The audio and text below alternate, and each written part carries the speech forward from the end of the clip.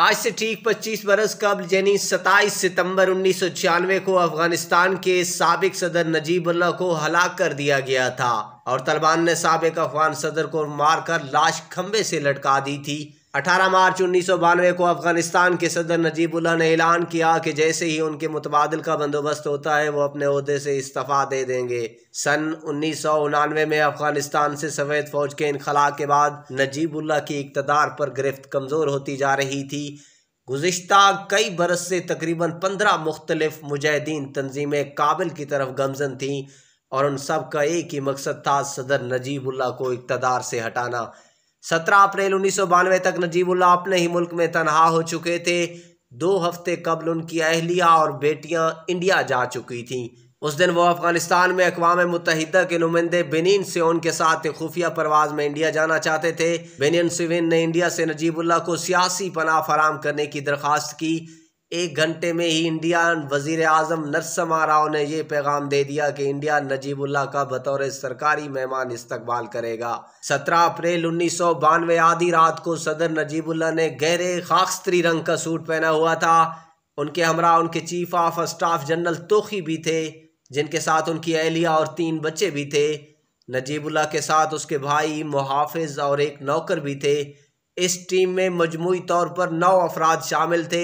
रात 1:45 बजे सारा सामान 3 गाड़ियों में भरा। यूं 3 कारों के काफिले में नजीबुल्लाह ने काबुल एयरपोर्ट का रुख किया।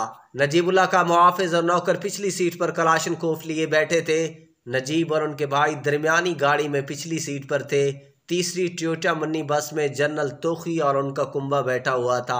उन्हें अंदरूनी सिक्योरिटी के वजीर ने एक कोड वर्ड दिया था, जिसका इस्तेमाल करते हुए उन्होंने मुताद्दिद चौकियों को अबूर किया।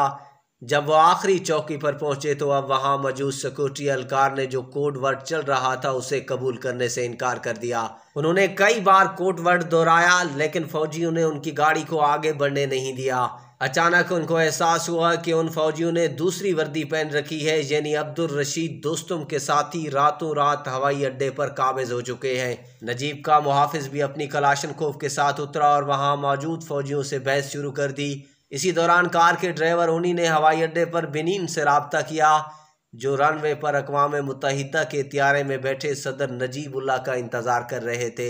उन्होंने बताया कि वहां मौजूद फौजियों ने त्यारों को चारों तरफ घेरा हुआ है। उन्होंने अपने हवाई जहाज़ को अंदर से मुकफ़िल कर लिया ताकि वो जहाज़ पर सवार ना हो सके। फिर सदर नजीबुल्लाह ने गाड़ी के अंदर से फौजियों पर चीखना शुरू कर दिया।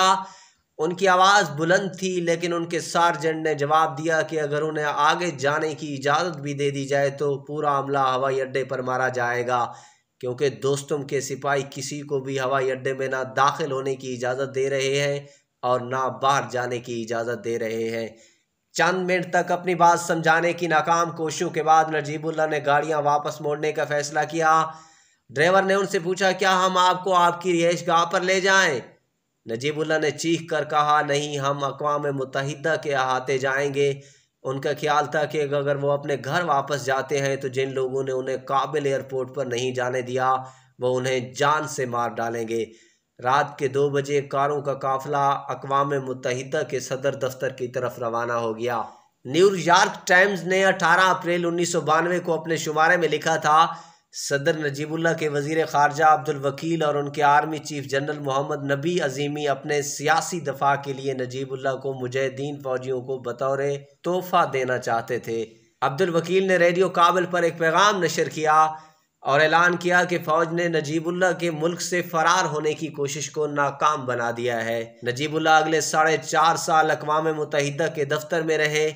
27 सितंबर 1996 को नजीबुल्लाह UNO ऑफिस में वाक़ई अपने कमरे में कातलों की आवाज़ वाज़े तौर पर सुन सकते थे। फिर तालिबान फ़ौजियों के 15 ट्रक अक़वाम मुत्तहिदा के दफ्तर के बाहर आकर रुके। हर ट्रक में 8 से 10 सिपाही थे। सुबह 3 बजे नजीबुल्लाह को मालूम हुआ कि अक़वाम मुत्तहिदा के दफ्तर के बाहर तैनात संतरी अचानक वहां से गायब हो गए। उन्होंने अक़वाम मुत्तहिदा के एक और दफ्तर से मदद का मुतालबा किया, लेकिन वहां से सिर्फ खामोशी ही मिली। मुख्तसर अरसे में तालिबान जंगजू अक़वाम मुत्तहिदा के दफ्तर में घुस गए और एक जंगजू ने नौकर से पूछा, नजीबुल्लाह कहाँ है? उसने कुछ बहाना बनाने की कोशिश की, लेकिन वह मकान में घुसकर इमारत की तलाशी लेने लगा। चंद ही मिनटों में उसे नजीब अपने भाई शाहपुर यूसुफ जई, मुहाफिज जाफिर और सेक्रेटरी तोखी के साथ मिल गया।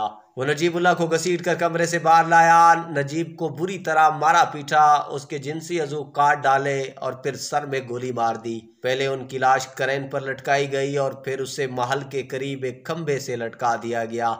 नजीब के मुर्दा जिस्म की आंखें सूजी हुई थीं और उनके मुंह में सिगरेट जबरदस्ती ठोंसी गई थी, जबकि जेब में कटे फटे करेंसी नोट भी दिखाई दे रहे थे। तालिबान को सदर नजीबुल्लाह से इस हद तक नफरत थी कि उन्होंने उनकी नमाज जनाजा भी नहीं पढ़ाई।